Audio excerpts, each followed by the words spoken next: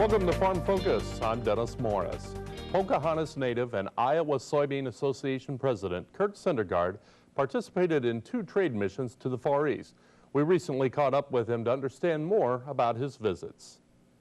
From Thailand to Hanoi to Guangzhou and Beijing, earlier this spring, several soybean producers and industry leaders traveled to the Far East. Desiring to continue already flourishing relationships and create new ones with Asian importers, the group had one thing in mind. We are looking at developing more business for their port of Grays Harbor to go in the state of Washington to go to Southeast Asia. Starting their trip in Thailand, then moving on to Vietnam, the group of Midwestern soybean growers and AGP businessmen toured farms and feed companies, hoping to discover how they could meet the area's needs. The diets are really dictating on how this is going because their demand for protein in their diets is increasing dramatically. The locals valued the visitors' presence, especially the American producers themselves. They realize that AGP is the one trying to sell them a product. We're the one telling them how good and the product is and why they should be buying from the U.S. Lacking crushing mills, the Vietnamese and Thai people were mostly interested in soybean meal.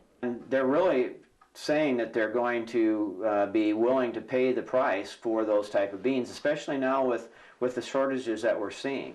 And it was apparent that the Vietnamese and Thai cultures could benefit from the U.S.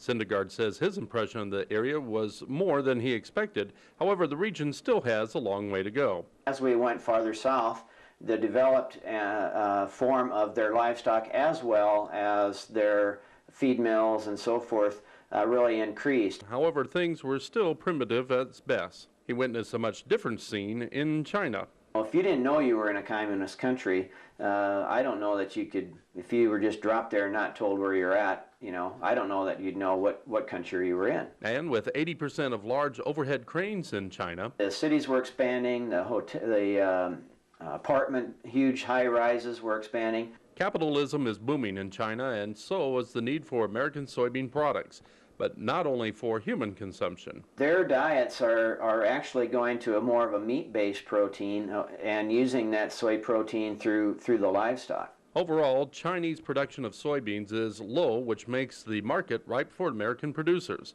However, they have one major concern. They talked about some on price, but they centered on whether or not we could provide what they wanted. Recent biodiesel cutbacks in the states are raising eyebrows, and idle ships equal lost dollars. These ships, when they set idle, that's upwards from $35,000 to $50,000 a day that they have in idle time. The Chinese are interested in a soybean deal if expansion of storage facilities can be worked out. So while the Asian economy and cities continue to grow, American soybean producers and marketers hope demand for their products in the region will follow suit.